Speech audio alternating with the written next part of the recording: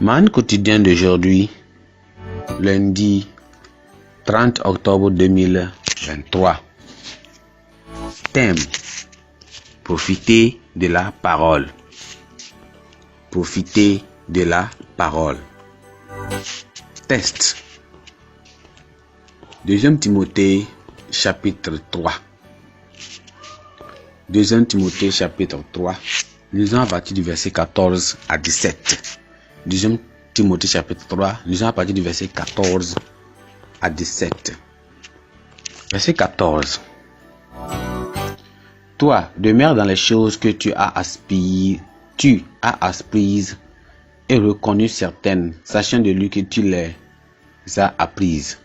Dès ton enfance, tu connais les saintes lettres qui peuvent te rendre sage à salut par la foi en Jésus-Christ. Toute écriture est inspirée de Dieu et utile pour enseigner, pour convaincre, pour corriger, pour instruire dans la justice, afin que l'homme de Dieu soit accompli et propre à toute bonne œuvre. Le verset clé, c'est le verset 17 qui dit, le verset 16 et 17, toute écriture est inspirée de Dieu, est utile pour enseigner, pour convaincre, pour corriger, pour instruire dans la justice, afin que l'homme de Dieu soit accompli et propre à toute bonne œuvre. Amen. La professeure de français qui était entrée dans la classe pour chercher quelqu'un trouva Rhoda lisant et souriante. Elle était restée près de Rhoda pendant un moment sans qu'elle se rende compte.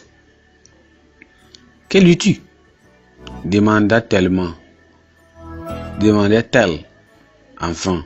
« Oh, je suis en train de lire la parole de Dieu » répondit Rhoda. « Et c'est ce qui te fait sourire depuis tout ce temps-là » ? « Oui » répliqua-t-elle.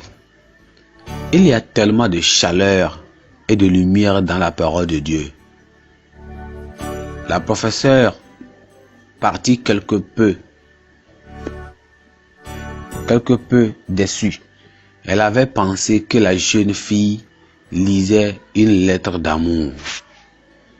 Dans notre passage du jour, Timothée avait été encouragé par l'apôtre Paul à continuer dans les choses qu'il a apprises, sachant de qui il les a apprises.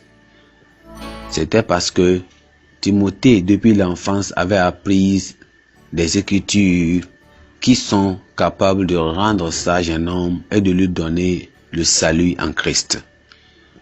Les écritures aspirées de Dieu sont profitables pour la doctrine et le conseil, la correction, pour l'instruction dans la justice et pour la perfection des croyants et de l'Église en général.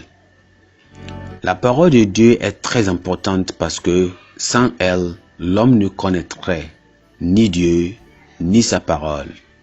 La parole ouvre nos yeux sur comment Dieu a créé l'homme, comment l'homme a chuté et ses conséquences de cette chute.